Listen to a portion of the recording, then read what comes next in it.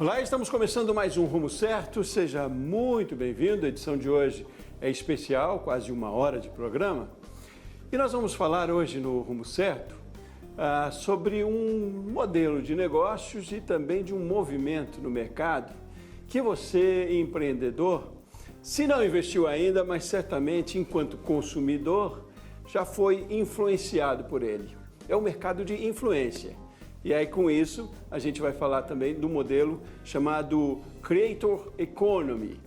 Então, para falar desse assunto, a gente precisa de quem entende desse assunto. Está aqui comigo, lá de São Paulo, Rafael Coca, CEO da Spark, que é uma empresa especializada em marketing de influência.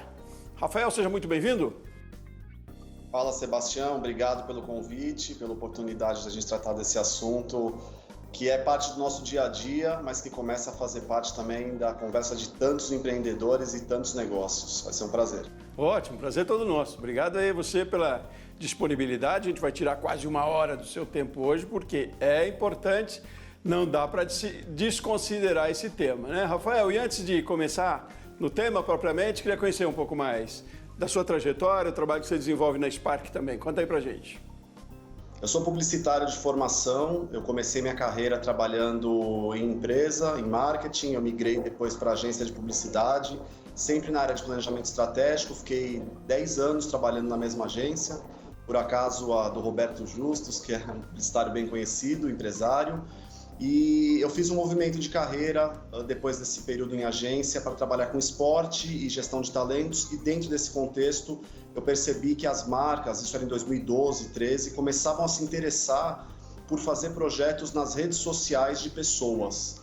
Na época, blogueiros, atletas, atores, atrizes. E aí, com esse background publicitário, eu percebi que isso poderia virar um negócio, que é um negócio de conteúdo nas redes sociais, onde a veiculação ocorre através de pessoas. Isso em 2014 eu fundei, junto de um outro sócio, também Rafael Pinho, a Spark. Estamos há 9 anos já no mercado, onde o nosso foco é dar suporte e atendimento às marcas para suas incursões e estratégias ligadas a marketing de influência, que é um segmento que quando a gente começou sequer tinha esse termo marketing de influência, e hoje já é algo que realmente está na pauta de praticamente todos os gestores de marcas, qualquer seja o tamanho ou segmento. Certo, mas aí no dia a dia como é que funciona? Vocês fazem o meio de campo aí entre as empresas e os influenciadores? Como é que é no dia a dia? Exato. O nosso trabalho de maneira mais prática é da mesma maneira que uma agência de publicidade ela planeja uma campanha e nesse contexto ela pensa uma estratégia, ela tem a criatividade, ela produz um material, seja um anúncio para televisão, seja um anúncio para mídia impressa, seja um banner para um site. Então ela tem essa produção e ela tem a veiculação disso em veículos de comunicação, emissoras de TV, emissoras de rádio, por aí vai. O nosso trabalho segue essa mesma cadência, mas numa lógica onde o que a gente pensa são narrativas de conteúdo. Portanto, uma marca vai ter os seus objetivos de negócio, a gente vai entender como é que aquilo vira uma peça de comunicação, onde a característica é que essa peça de comunicação ela é personificada. Então, ela tem sempre algum produtor de conteúdo que ele é o meio e ele é a mensagem, porque ele tem o próprio canal de veiculação, seja um perfil de Instagram, um perfil de Twitter, né, ou de X, ou um perfil no TikTok. Então, o nosso papel é apoiar as marcas nesse contexto. A gente, no ano passado, atendeu mais de 300 marcas nesse modelo. Portanto, o nosso trabalho é de receber briefings de comunicação e entregar soluções onde o uso de influenciadores vão em linha com esses objetivos. E aí esse mercado está cada vez mais profissional, né, Rafael? Como é que é o critério disso? Como é que vocês selecionam um influenciador?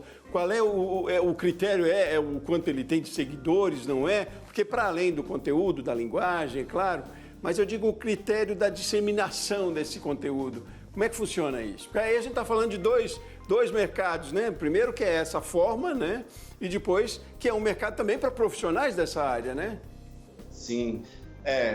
Começando lá em 2014, um dos insights que nós tivemos é que esse era um mercado ainda muito pouco pautado em dados. Então era muito a escolha do gosto, não gosto, tem quantos seguidores. E a gente desde sempre entendeu que, da mesma maneira que na publicidade você escolhe um canal de televisão com base na audiência, na afinidade, no perfil de público que assiste aquela programação, o caminho do marketing de influência também seria esse, para que ele virasse algo mais profissional dentro das estratégias das marcas. Então a gente conta com tecnologia, a gente tem uma ferramenta chamada Tagger Media e através dela a gente tem um arsenal de dados sobre a performance de determinado influenciador.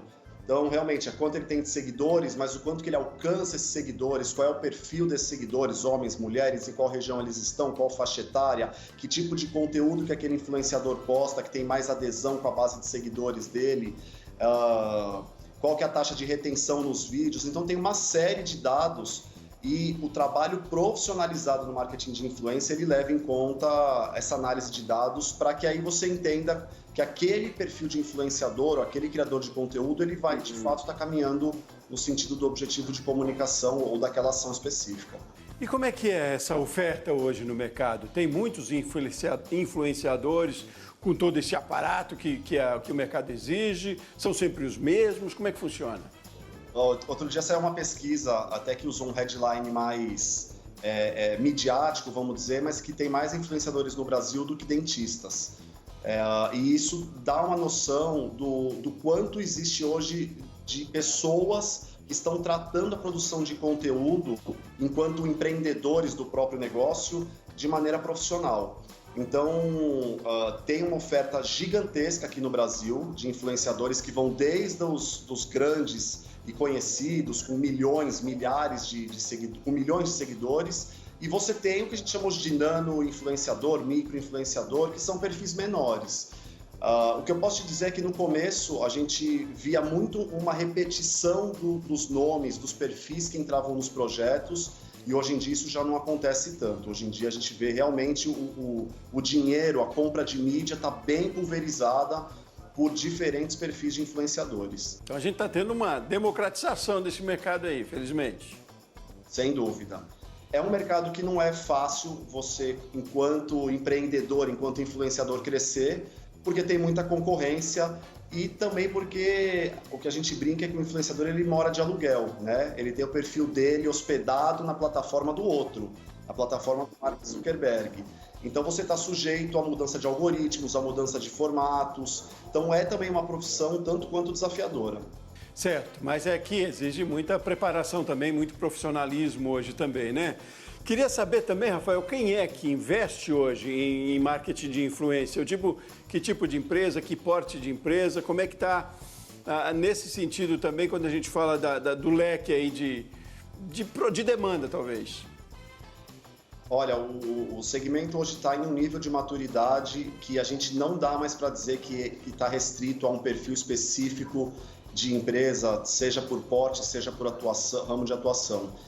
Assim, a gente faz projeto com marcas ligadas ao agro, com influenciadores ligados ao agro. A gente faz projeto com marcas, com startups ligados aí a perfis menores. Então, está muito pulverizado e democratizado. Hoje, realmente, a disciplina marketing de influência, ela é parte da estratégia de construção de marca de todos os gestores de marca, qualquer seja o perfil ou o tamanho de bolso. Então, grandes marcas já têm isso consolidado, o investimento em marketing de influência, não é? Já se entendeu a importância deste modelo, deste movimento também. Menores, empresas menores ou empresas também, eu diria até mais tradicionais, que têm uma outra política talvez de marketing. Como é que estão nesse mercado também? Estão preparadas? Como é que você vê? A gente percebe diferentes níveis de maturidade no mercado. Então, desde aquelas marcas realmente já mais consolidadas, multinacionais, muitas delas, em que o marketing de influência ele já virou uma linha lá no orçamento do gestor de marketing, ela chega até a ter uma empresa especialista nisso. Então, no nosso caso, a gente tem aqui uma área de marcas recorrentes, que não trabalham só por projeto, trabalham de maneira recorrente o ano todo, são grandes anunciantes. Mas a gente também tem as marcas iniciantes que colocam dentro das suas estratégias o marketing de influência. E aí o que pode variar também é que uma marca entrante, vamos colocar dessa maneira, ou iniciante, ela busca outros modelos de remunerar esses influenciadores. Eventualmente, ela não vai entrar e pagar o cachê solicitado de primeira, ela vai buscar influenciadores que estejam dispostos a trabalhar por performance. Então, tem muito modelo chamado de afiliação, onde o influenciador ele ganha mediante o volume de vendas que ele gera. Então, ele tem um cupom com o código dele e ele vai usar as plataformas sociais dele ou os meios que ele tem, por exemplo, grupos de WhatsApp, de Telegram, em que ele ativa uma base de pessoas, né, da sua comunidade e, mediante as vendas que ele gera para aquela empresa, ele pega uma parte dessa comissão e assim ele é remunerado. Portanto, a empresa tem menos risco, num primeiro momento, de já aportar capital em algo que tenha um resultado incerto para ela. Mas me fale um pouco mais de investimento, então, nessa área. Uma empresa que queira entrar no mercado, que queira contratar um influencer, qual é o critério? Você falou um pouco já de critério, mas eu digo como é que ele dimensiona o investimento que vai ter, para o retorno que vai ter também. Eu imagino que hoje a gente tem muitas ferramentas que facilitam, né, essa leitura, mas o quanto é importante e o quanto gera custo, o quanto se deve ser colocado na gestão de custos o investimento em marketing de influência? Olha, o mercado de marketing de influência ele é estimado em nível global de ter passado os 16 bilhões de dólares em 2022. Então é um mercado que está atraindo muito dinheiro. Eu posso te dizer que não tem uma barreira de entrada, justamente porque você pode contratar um influenciador sem pagar nada, apenas pela participação na receita, mas se você vai fazer um plano robusto com influenciadores já minimamente consagrados, eu diria que é um volume de uma ordem de grandeza de pelo menos uns 100 mil reais para fazer um projeto consistente. Mas, como eu falei, assim, a gente tem hoje os budgets aqui que vão de 100 mil a empresa que está destinando quase 100 milhões no ano só para essa disciplina. Então, assim, não tem uma barreira de entrada, vai depender muito do perfil, tamanho, né, de influenciador que a marca está buscando, qual é o modelo de conexão com esse influenciador. Então, se uma marca quer pegar aquele influenciador e bloquear ele no segmento, é uma marca de maquiagem, por exemplo, aquele é um influenciador especialista em falar sobre maquiagem e ela deseja que ele só fale sobre os produtos dela. Isso vai ter um custo maior do que se ela simplesmente fizesse uma ação específica, que ele pode cobrar 5 mil reais, 10 mil reais uma postagem, diferente de você ter um volume de, vamos dizer, 12 postagens no ano, onde ele só pode falar dessa marca, você vai aumentar consideravelmente o valor de investimento. Retorno também, não tem como a gente dimensionar o tempo de retorno, mas é um mercado muito dinâmico, um modelo muito dinâmico, não é? Retorno é relativamente rápido. A gente tem esse fenômeno que muitas vezes o retorno ele é imediato. Então, a gente fala muito, né, sobre o segmento de moda, as blogueiras, como são chamadas, mas as meninas que fazem a divulgação de um look, de uma roupa, de um acessório. Tem muitos casos em que, em questão de 24 horas, elas esgotam o estoque da marca com base na postagem delas. Então, o retorno ele pode ser muitas vezes imediato. Ótimo, Rafael. A gente vai falar ainda muito mais sobre a ética também desse mercado, né? Como é tão, ao mesmo tempo, parece facilitado, todo mundo quer fazer marketing de alguma maneira, ao mesmo tempo é muito profissional, é preciso se pensar muito na ética disso, né? Dando aqui quase que orientações para quem quer entrar nesse mercado enquanto influenciador, para quem quer investir nesse mercado também, contratando o trabalho de um influenciador. Existe muita ética nesse mercado, né? Só para a gente entender antes de ir para o intervalo. Sebastião, parte do crescimento e da maturação desse nosso mercado, ele veio justamente da profissionalização da cadeia como um todo. Não só o surgimento de empresas como a Spark para apoiar as marcas, mas também um movimento de profissionalização dos influenciadores, e isso passa muito por entender a necessidade de ter uma ética na forma de trabalhar. Ética de você não trabalhar com determinada marca hoje, o seu concorrente amanhã. Ética de você saber que você é uma empresa, então tem emissão de nota fiscal, correção, recebimento de pagamento de impostos. Então tem toda uma cadeia econômica hoje por trás do negócio que foi que possibilitou que ele crescesse, e acredito que tem muito mais ainda para crescer. Ótimo. Não, então tá, vamos fazer um intervalo rapidinho, Rafael. No próximo bloco a gente fala desse processo de crescimento aí, desse futuro, expectativa que a gente tem pela frente, e mais orientações nessa linha para quem quer entrar nesse mercado, para quem quer investir também nesse mercado. É um intervalo rapidinho, vamos para o segundo bloco, voltamos na sequência, tá bom, Rafael? Tá ótimo. Combinado com você de casa também? Rumo Certo volta já já.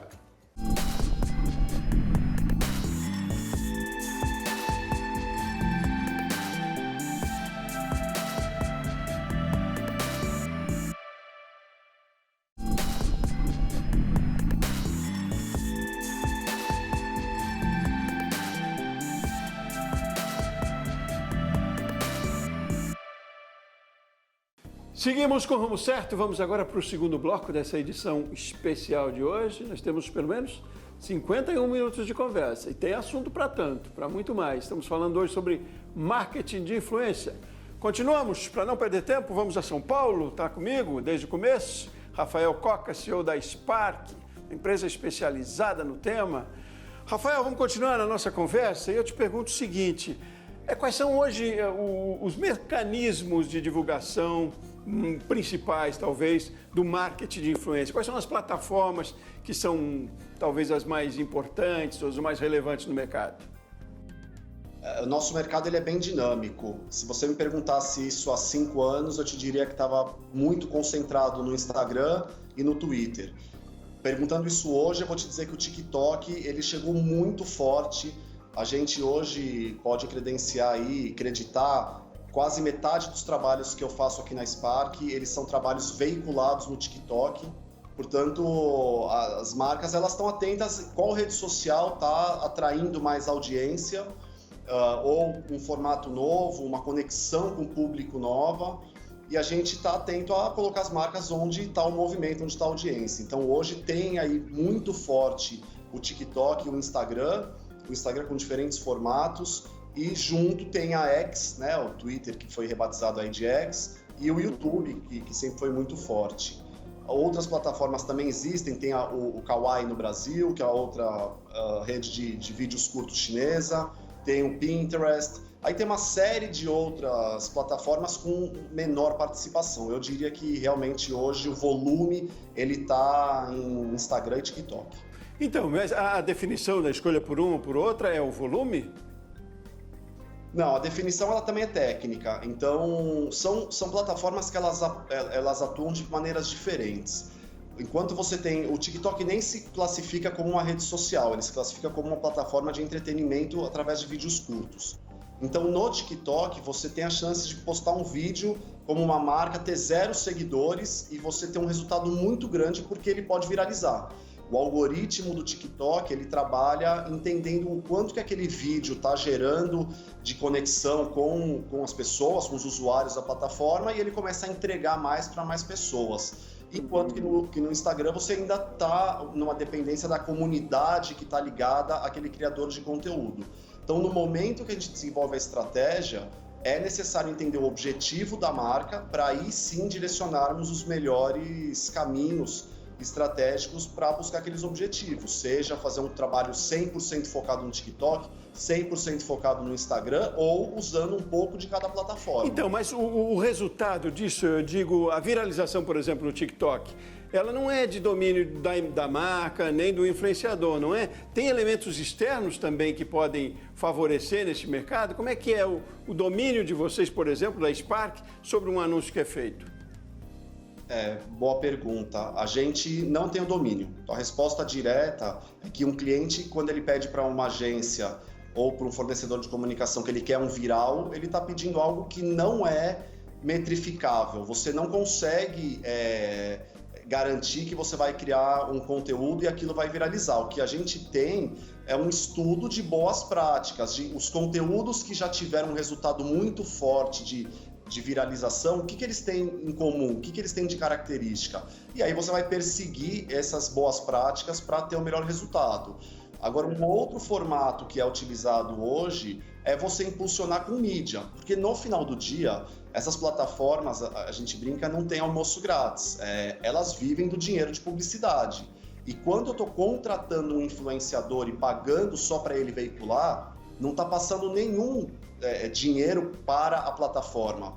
Então, é interessante para a plataforma que eu tenha esse conteúdo com o influenciador e ele tenha um alcance orgânico, como a gente chama, que é um alcance grátis, vamos dizer, que ele vai chegar nos seguidores dele, mas eu também consigo colocar dinheiro na plataforma para fazer com que a publicação alcance mais pessoas. E aí você escolhe qual que é o target que você está buscando, qual que é o perfil de pessoas, e aí você consegue determinar de maneira mais pragmática e objetiva os resultados de mídia que você vai ter naquilo. Quantas pessoas você vai alcançar, qual o perfil dessas pessoas, fazer projeção de se eu alcançar X pessoas, a tendência é que Y delas vão entrar no meu site, vão efetuar a compra. Aí você começa a ter um pouco mais de refinamento nesses resultados.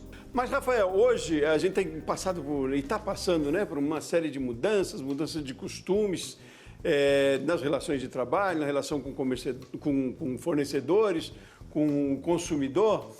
Nesse sentido, eu pergunto qual é a influência do consumidor pelos valores que hoje tem no mercado. O que preconiza hoje de valores que os consumidores mais pedem e que mais chama a atenção, talvez, num influencer, né? Para seguir um influencer ou para que aquele influencer tenha credibilidade. Para além da criatividade, para além de toda a linguagem, para além de toda a questão quase que cinematográfica, eu diria, numa publicidade de marketing assim.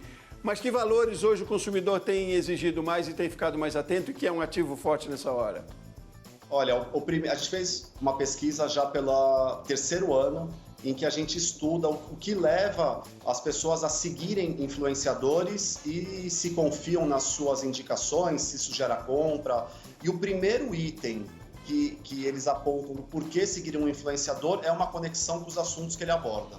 Ou seja, tem que ter uma identificação, um interesse genuíno sobre a linguagem, a narrativa, o conteúdo que aquele influenciador projeta. O segundo é você receber dicas de produtos. Isso chamou muito a nossa atenção, porque sempre existiu um mito de que as pessoas não querem, que sentem que isso é uma interrupção da relação delas com os influenciadores, mas pelo contrário, eles já enxergam nos influenciadores esse papel de falar de produtos. Agora, o que eles apontam como sendo uma coisa fundamental é que eles percebam que aquele influenciador ele tem lastro para falar sobre aquele produto. Quando ele indica um produto, que ele de fato tenha conhecimento demonstrado já de falar daquela categoria. Então isso é muito importante para as marcas, e aí, quando isso é bem feito, a gente tem aqui um dado, uma pesquisa da Nielsen, que 71% das pessoas que seguem influenciadores confiam nas suas indicações, e a gente tem aí 7 em cada 10 pessoas também que afirmam já terem comprado algum produto a partir da indicação de um influenciador. Uhum. E qual é o perfil desse consumidor, do consumidor que se influencia pelo marketing de influência hoje? Até etário, talvez, de faixa etária? A pesquisa demonstrou que, claro que pelo fato das redes sociais elas terem um perfil de consumo mais aí ligado ao meio da pirâmide etária, né, de 18 a 35, 40 anos, e que é também muitas vezes o movimento de consumo tem uma predominância desse perfil nessas compras, mas também a gente vê, os abaixo de 18 ainda tem uma certa dependência de ter alguém para efetuar a compra, né? Muitas vezes os pais, eventualmente, e aí acima de 50 anos, que também tem hoje uma incidência muito grande de penetração em redes sociais, você tem uma taxa um pouco menor quando comparado com essa base aí, com esse volume de 18 a 40 anos. Mas podemos dizer que todos os perfis que estão nas redes sociais seguindo influenciadores, de todas as faixas etárias, isso a gente aponta faixa etária, região do país e gênero, estão comprando. Não tem um nicho específico que carrega essa informação, esse dado nas costas. Que bom. Mas tem um desafio aí também, então? Talvez chegar a pessoas de idade mais experiente, não? Tem um desafio porque é geracional, né? A gente hoje, quando fala com os mais jovens, eles já nasceram nesse contexto de redes sociais, nesse contexto das mídias fragmentadas, onde a televisão às vezes não é o meio principal deles de consumo, já são as redes sociais, o digital. Então você tem também esse reflexo cultural. E aí sim, o maior desafio, como é que você também atinge o perfil mais maduro que está nas redes sociais para que aquilo vire um comprador. Pois é, Rafael, chama a atenção também hoje que a gente vê o marketing tradicional ainda bastante forte, né? Você fez referência à televisão, mas muitas marcas que estão na internet, no TikTok, no Instagram, enfim, de forma bastante pesada, né, e importante, também estão aí no método ainda tradicional. Há um equilíbrio nisso, há um casamento nisso também, né? Uma coisa não elimina a outra, né? De forma alguma. Eu já vi alguns profissionais que para defender o seu modelo de trabalho, eles acabam querendo incitar que um meio substitui o outro, e o que eu vejo é que sempre a pizza ela só vai se dividindo em mais fatias. A televisão é importantíssima num país como o Brasil, de dimensões continentais, que consegue alcançar penetração em tantos lares. Então, assim, para uma marca realmente construir awareness, né, conhecimento, ela vai ter que lançar mão de meios de massa, como é a televisão. O que existe hoje é uma complementaridade dos meios, é entender qual papel eu vou cumprir com cada modelo de comunicação, televisão, mídia exterior, as mídias digitais. Mas, sem dúvida alguma, os meios tradicionais ainda são muito importantes para quem está buscando construir penetração e alcance na população brasileira. É bom, né? Mas aí o meio, é lógico, digital acabou democratizando um pouco mais, né? Mas é curioso a gente perceber como muitos influenciadores que já eram muito conhecidos na internet ganharam ainda mais dimensão quando foram para a televisão também, né? Programas de reality, por exemplo, acabaram ajudando muito nessa influência. Então é curioso que um método bastante tradicional, ele teve uma interferência para que o método inovador realmente alavancasse, né? Mas você vê essa tendência de equilíbrio sempre? Como é que é o futuro que você vê também nesse sentido aí? Esses dois modelos caminham sempre juntos, né? E ainda assim, para o marketing só digital, qual é a tendência que a gente tem aí com inteligência artificial, com mudança a cada dia, com influência tecnológica, felizmente, a cada dia com novidade? Você tocou num ponto que é bem interessante, que acho que todo mundo acompanhou, que é a projeção que a televisão, especificamente os reality shows, deram para o que a gente chama de nativos digitais. O nativo digital é aquele perfil, aquele talento que ele nasceu numa rede social e ele é muito famoso dentro da rede social, mas não necessariamente ele é aquela pessoa que sai na rua e estão pedindo autógrafo e estão reconhecendo ele. No momento que ele vai para um meio de massa, participar de um reality show e está todos os dias na tela aí dos brasileiros, ele atinge um outro patamar de reconhecimento, de conhecimento, e realmente aí se prova como é uma complementaridade entre os meios. Então, hoje, quando a gente fala do reality show, por exemplo, apesar dele atrair como participante um nativo digital, as marcas olham de uma maneira que ela patrocina o programa, então ela está exposta lá dentro, mas ela faz também uma amplificação desse patrocínio nas redes sociais. Então é uma complementaridade. Ela já está enxergando que ela tem diferentes contextos, ela está participando lá daquela arte que vai para o ar, do episódio específico da prova que ela está patrocinando, mas ela ganha mais vida quando ela pega partes desse conteúdo e explora uma repercussão disso nas redes sociais através de influenciadores digitais. Então, eu vejo que cada vez mais vai ter uma complementaridade e as marcas, as empresas que trabalham dentro desse segmento estão entendendo a melhor maneira de usar os meios a favor dos objetivos de negócio. E quando a gente fala de futuro, também aí mais voltado à inteligência artificial, etc., a gente vê na China, por exemplo, já influenciadores digitais que eles são todos computadorizados. São modelos diferentes. Eu confesso que é uma evolução, mas eu não acredito que a tecnologia ela vai conseguir suprir o capital intelectual. Sempre ela a favor do capital do ser humano direcionando ela. Você está falando de avatares, é isso? Mais ou menos isso? Sim. A gente tem lá na China exemplos de perfis que... Bom, aqui no Brasil também tem a Sabrina Sato, tem a Satiko, que é a personagem dela de Avatar, mas o modelo está muito mais avançado na China, que você consegue ter realmente aquele perfil todo com a voz do ser humano, interpretando notícia. Então isso dá uma escala, por um lado. Então vamos falar do Ricardo Amorim, que é um formador de opinião sobre economia. O Ricardo poderia ter o avatar dele que todo dia às 7 da manhã ele posta lá as principais notícias de economia sem precisar do próprio Ricardo abrir câmera, preparar um texto, falar com a câmera. Então tem a sua vantagem, mas para mim também é um modelo que a gente tem que aprender como usar, porque você perde a conexão, né? Marketing de influência é sobre essa influência de conexão de ser humano com ser humano nas redes sociais. Mas aí você acha que é uma questão cultural no Brasil, que tem um pouco essa exigência ainda, apesar da China já está um pouco diferente, então é cultural isso?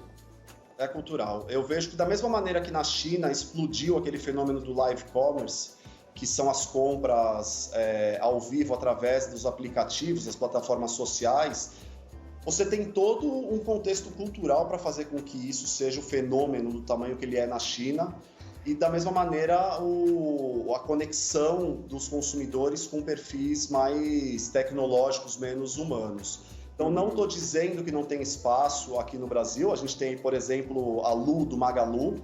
Ela é um perfil de rede social que tem milhões de seguidores, ganhou cases, premiações mundiais, mas é uma, né? Quando você vai lá na China, tem algumas milhares das Lus.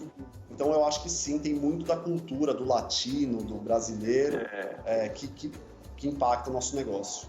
Não, mas fico feliz com isso, né? Porque a gente não pode perder essa humanização, apesar ou com a tecnologia toda que a gente tem, né? Essa acaba sendo a essência, né? O ativo principal. Tem várias ferramentas, ótimo que tenhamos várias ferramentas, que saibamos usar com eficiência, né? Sempre tenho dito aqui que não basta a gente viver a transformação digital, as empresas, né? É preciso viver essa transformação digital com eficiência, que é a evolução deste viver, né? De estar dentro da tecnologia. Não adianta nada adotar uma ferramenta, uma tecnologia, se ela não for eficiente, né?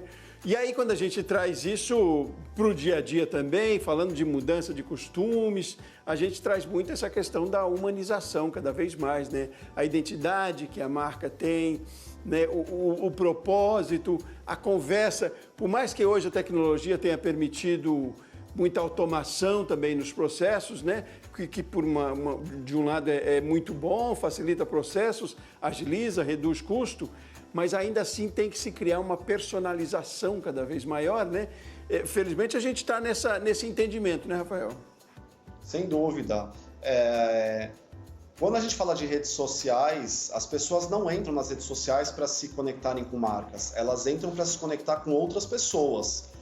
E as marcas hoje, através do marketing de influência, elas fazem uso, se beneficiam dessas conexões que são criadas e que aí a gente consegue trazer mensagens de marca através das pessoas para outras pessoas.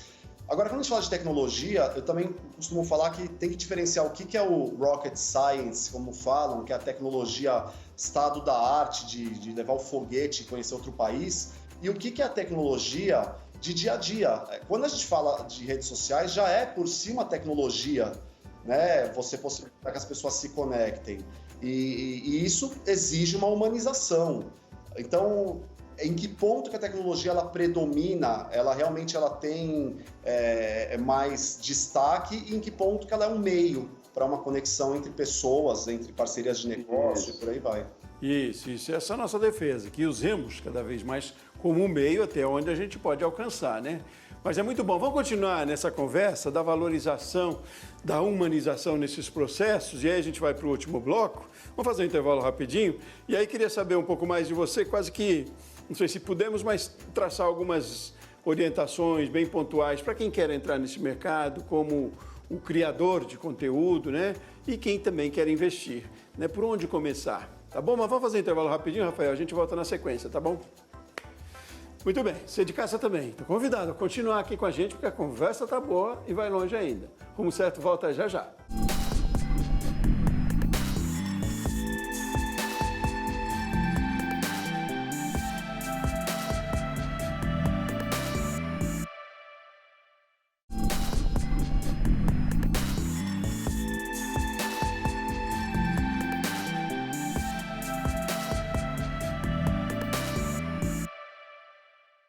De volta com o Rumo Certo, agora para o último bloco dessa edição especial de hoje. E especial é a conversa que a gente está tendo hoje aqui também, falando sobre marketing de influência. Continuamos, para não perder tempo, Rafael Coca, lá de São Paulo, com a gente. Rafael, vamos para o último bloco, afunilando a nossa conversa. E a gente falou de tudo, né? Desse mercado, explanou bastante. E quem está em casa, um micro e pequeno empreendedor, fica imaginando, ele diz, e onde eu entro nessa história? Mas entra, né? É um mercado para todo mundo, a gente falou de democratização. E às vezes o dono do pequeno negócio, ele pode ser um influencer do produto dele, da marca dele também, né, Rafael? Não a tecnologia facilita para todo mundo e as estratégias também são para todos, né? Começando a dizer que sim, ele é influenciador do negócio dele, ponto. A questão é se ele vai usar o digital para alavancar isso. A gente está num movimento hoje, diria que no mundo e aqui no Brasil também, de personificar mais as marcas, humanizar. Então, é só o telespectador aqui fazer um exercício de quantas marcas eles não passaram a conhecer o dono há pouco tempo, que isso não era muito comum no Brasil, né? Você entender que a Apple é do Steve Jobs e você entende que ali está o dono da marca, a marca representa aqueles valores dele. Eu acho que tem um caso aqui, se puder citar, o da XP, que ficou muito famoso, o Guilherme Benchimol, qual era a história dele. E quando a gente leva isso lá para o nosso dia a dia, que não precisam ser todos Guilhermes Benchimol, a gente está falando da costureira, da manicure, da confeiteira, da consultora de venda direta. Todas essas profissionais, empreendedoras hoje, elas têm a capacidade de usar as suas conexões nas plataformas sociais para gerar vendas. E aí não é a gente acreditar que ela vai virar uma influenciadora de 10 milhões de seguidores. Até pode, mas o projeto não tem que ser esse. Se ela tiver lá 500, 1.500 seguidores que estão se conectando com ela para captar as mensagens dela, muito provavelmente aquela vendedora de porta a porta, ela acabou de alavancar o negócio dela para falar com 1.500 pessoas através de um post, através de uma postagem, e não ter que passar em 1.500 casas para apresentar um novo produto que ela está agora vendendo via uma representação direta. Então, eu acho que é super importante deixar esse alerta para os pequenos e médios aí, empreendedores, de que eles têm o potencial de representar suas marcas, os seus negócios, de que devem usar as redes sociais a esse favor e entender que tem esse potencial e não ter essa pretensão ou essa obrigatoriedade de você alcançar milhões de seguidores, só assim você influenciar e gerar negócio, muito pelo contrário. E nem se sentir excluído também, né? É para todo mundo. Mas o que você diria de estratégias? Por onde começar? Então, se é que não começou ainda, imagino que muitas pessoas, mesmo micro e pequenos, já usam da internet de alguma maneira. Mas dá para sistematizar, organizar um pouco mais isso, né? Qual é a sua dica? Perfeito, é entender isso enquanto um negócio, vamos dizer. Não dá para fazer de vez em quando, não dá para postar quando quer, não dá para não ter um planejamento. Então, o que eu indicaria é que se o empreendedor ele está enxergando que isso vai ser uma ferramenta para o seu negócio, que ele trate isso de uma maneira profissional e que tenha uma cadência planejada. O que eu quero comunicar, como eu vou comunicar, como que eu faço meus posts todo dia, de 2 em 2 dias, quando eu comunico eu uso qual linguagem, qual rede social está mais adequada para mim. Então eu acho que o que não dá para fazer é uma aventura, porque aí realmente você não vai conseguir criar consistência, você não vai conseguir criar uma conexão com pessoas e não vai dar resultado. Agora, se você entender que isso é um canal de comunicação e que ele está dentro de uma estratégia de negócio e que está planejado e existe aí uma consistência, sem dúvida esse é um ponto de partida que vai dar mais próximo de ter sucesso do que insucesso. E a máxima ali é a identidade do negócio, né, Rafael? Não adianta querer criar um negócio cinematográfico ou copiar o do outro também. A identidade ali é forte, né? A gente fala de rede social e também já escutei relatos de muitos criadores que se eles fazem um vídeo muito produzido, aquilo perde um pouco o apelo com a sua audiência. Então olha que coisa interessante, não necessariamente a qualidade e refinamento do vídeo ele vai indicar você ter resultado, porque as pessoas estão buscando muito do que é real, do que é verdadeiro. Tem todo aquele movimento, né? Se eu puder dar aqui um exemplo claro, das meninas que falam de beleza, que não usam mais filtro, que mostram a vida como ela é, o corpo delas como é. Então a gente está falando sobre isso, sobre encontrar uma maneira de se identificar com o seu público e que não necessariamente passa por ter uma equipe de filmagem, de pós-produção, de retoque e fazer uma coisa até menos próxima das pessoas. É interessante como o canal ali ele acaba sendo uma forma de você aprimorando também o seu serviço, o produto que você vende, né? Ter essa relação com o consumidor, o seu cliente, até para talvez corrigir um erro, né? Saber aceitar uma crítica. Os canais acabam favorecendo muito mais do que divulgar também, né? Mas se colocar no mercado, fazer se conhecer, né, Rafael? Bom ponto. Na medida em que a empresa está humanizada, você está abrindo também um canal de conexão com os seus consumidores. É um canal que tanto pode ser... Eu acho que ele pode ser positivo em todos os contextos, seja recebendo um elogio, seja recebendo uma crítica, porque aquela crítica pode significar um consumidor que se deu ao trabalho de te dar um feedback, né, de te dar um retorno sobre alguma situação que ele teve, alguma experiência com a marca, com o serviço, com o produto, e que você pode partir daquilo para algo novo, para uma melhora de produto, para uma melhora no padrão de serviço. Eu citei aqui agora há pouco o Ben Shimol, Guilherme Ben Shimol, que é fundador de uma empresa ligada a investimentos, e ele já falou que muitas vezes ele tem mais reclamações, né, mais pessoas falando sobre a relação com a empresa dele no Instagram dele do que no da empresa. Porque as pessoas passam a entender que ali é um canal muito mais próximo com alguém que está na linha de frente do negócio. Então eu vejo que isso para o empreendedor ele é uma baita oportunidade. O cliente pode passar a ser o seu influenciador em algum momento, né? Agora é interessante a gente chamar aqui também a atenção para o respeito e para o que é legal do uso de dados do cliente também, né, Rafael? Me fala um pouco sobre isso.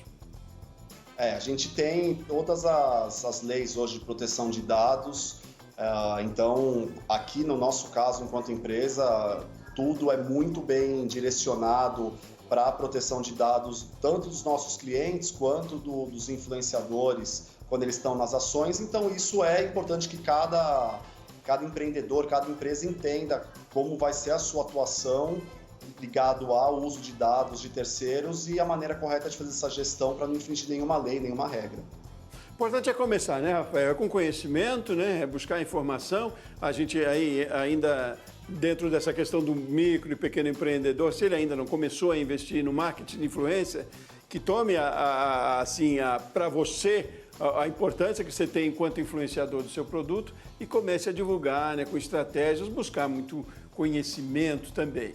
Rafael, por outro lado, lá para a empresa que quer investir num influenciador, que preocupação ela tem para, além do que ela sabe do influenciador, do que talvez ela espere daquele retorno e da qualidade do produto que ela vai vender ali, mas eu digo nesse mercado, que preocupação ela tem? É um mercado também de muita idoneidade? Tem alguma preocupação jurídica nisso? Como é que você orientaria? Olha, a primeira coisa que uma marca tem, que pode parecer isso aqui muito básico, mas muitas vezes não acontece, é para que ela vai investir. Qual é o resultado que ela está esperando? Qual é o objetivo daquela ação? Porque isso vai determinar todo o resto. Que tipo de influenciador eu vou usar, que modelo de remuneração vou propor para ele, qual rede social eu vou atuar, qual volume de dinheiro eu vou despender para fazer esse projeto.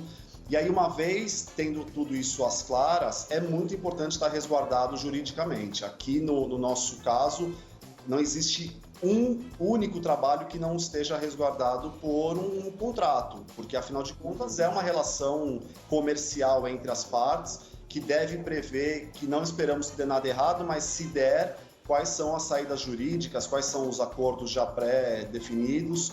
Então, eu diria que minimamente algum tipo de acordo, um e-mail é um documento. Então, para a gente também não complicar as coisas aqui, parecer que quem vai começar agora já precisa ter contrato com o escritório de advocacia. Mas é importante que o combinado não saia caro. Então, que estejam as claras qual é o modelo de negócio que está sendo feito, quais são as contrapartidas esperadas. E eu acredito que isso é uma forma de proteger os dois lados. e tem muito conhecimento à disposição na internet. Dá para você comprar minuta de contrato por R$10 aí em sites voltados ao segmento jurídico. Então, acho que não tem desculpa para não se amparar de uma maneira legal para fazer essas ações. E aí dos dois lados, né? A gente está falando para o profissional que faz a influência, que é o influenciador, e para a empresa que contrata, né? É um caminho aí de duas mãos, né, Rafael? Sem dúvida. É uma defesa para os dois lados. É uma defesa para a marca que está contratando, mas também para o influenciador que está prestando serviço. E é importante que ele se resguarde do que está sendo esperado dele, o que ele está concordando com entregar e o que já não faz parte do entregável dele. Eu acho que é um meio de defesa, de proteção para os dois lados. Rafael, a gente tem falado muito aqui da importância hoje em dia da fidelização do cliente, né? Talvez até mais do que conquistar um novo, fidelizar o que já se tem. O marketing de influência tem uma influência forte nesse sentido também, ou nessa máxima também do mercado, de fidelizar? Como é que você vê o resultado maior nesse sentido? Olha, eu vejo que o marketing de influência ele é mais um meio para esse fim, para esse objetivo de fidelização do cliente. Então, os influenciadores podem fazer esse papel de representar a marca, de buscar essa recorrência de compra, de buscar essa conexão da marca com os seus atuais compradores para fidelizá-los. Então, sem dúvida alguma, é mais um meio para que as marcas utilizem e dentro daquela máxima, que é mais barato você manter o seu cliente do que conquistar um novo. Por isso que a gente deve sim focar na retenção, na fidelização dos clientes, para que o seu custo como empresa de conquista de clientes ele seja cada vez mais baixo. Certo. Bom, a gente está indo quase que para o final da nossa conversa. Eu queria meio que, falamos de muito, né, de muita coisa, meio que a gente sintetizasse. É quase uma hora de conversa, vamos trazer isso para um resumo de menos tempo, né? Falando de marketing de influência hoje, o que você acha importante? Para os dois lados, a gente está falando de dois mercados aqui, né? Para o mercado do influenciador, que é o Creator Economy, é isso? E também para quem está que é o modelo Creator Economy e para quem também quer investir nesse mercado. Sintetizando toda a nossa conversa, o que você acha importante a gente deixar aqui para o finalzinho? Eu diria para as marcas que sim, marketing de influência é para você, qualquer seja o seu porte, qualquer seja o seu estágio de maturidade, qualquer seja o seu segmento, é um meio de comunicação hoje que traz resultados para qualquer objetivo que seja claro em qualquer perfil de marca. Então, fazendo da maneira correta, como eu coloquei aqui, que é entendendo o seu objetivo e deixando que isso guie a sua estratégia, a marca vai estar mais próxima de ter sucesso no seu investimento. Quando a gente olha para o lado do influenciador, quem já está no mercado, o que eu direciono é que trate isso como um negócio, que seja profissional, que profissionalize o seu negócio, desde você ter uma empresa aberta para emitir nota para o seu contratante, até os níveis de maturidade que você vai ganhando, você começar a ser até um gerador de empregos. Você ter a sua equipe que te ajuda nas captações comerciais, a tua equipe que te ajuda a fazer os seus conteúdos e por aí vai. Para quem quer começar agora, tem uma notícia boa e uma ruim. A notícia ruim é que você está chegando atrasado, mas a notícia boa é que tem muita coisa em mudança constante. Então, talvez avaliar que tipo de brecha que se abriu, que é um oceano mais azul do que um oceano vermelho, e tentar apostar nisso para você se formar enquanto criador de conteúdo. É negócio, é empreendimento, né, Rafael? Para além da fama, né? Não é pela fama, não vai buscar ser influente, o influenciador, porque você quer fama. Não é essa a proposta, é um grande negócio, pode ser um grande de um trabalho, como você disse, e de uma importância social muito grande também, porque pode gerar empregos também. Rafael, para a gente concluir agora mesmo, as pessoas que nos ouviram, nos assistiram e talvez tenham interesse em mais informações com a Spark, vocês também estão com um trabalho forte na internet, como é que funciona para buscar mais informações com você? Sim, a gente não poderia não estar presente nas redes sociais. Eu vou deixar eu vou me colocar à disposição, né? Falei tanto aqui da empresa estar humanizada, então eu representando a Spark, para se conectarem comigo, Rafael Coca no LinkedIn, @RafaCoca no Instagram, bem como com a Spark. Então no Instagram a gente está como We Create Spark, mas se vocês entrarem no meu perfil, tem lá o direcionamento para o perfil da Spark, através do qual a gente divulga nossos trabalhos, a gente divulga as novidades, a gente divulga a informação, conhecimento sobre o mercado, e também estamos presentes no LinkedIn, na página da Spark. Então, qualquer um desses 4 canais é uma maneira da gente começar uma conversa, seja uma conversa para a Spark ser um parceiro de negócio, seja para que eu traga mais conhecimento, eu estou à disposição. É isso aí, porque a proposta da gente é compartilhar conhecimento, né? Usando aí um verbo bem comum do digital. Vamos compartilhar cada vez mais. Rafael Coca, muitíssimo obrigado pela sua participação aqui, por essa hora proveitosa, lucrativa que a gente teve aqui de conversa. Foi um prazer conhecer você, obrigado pelas suas informações. Igualmente, eu que agradeço o convite, o espaço e estamos sempre à disposição para novas conversas. Muito bem. Muito obrigado a você de casa e aí da sua empresa que acompanhou a gente hoje aqui no Rumo Certo também. Eu volto no próximo programa. Forte abraço e até mais.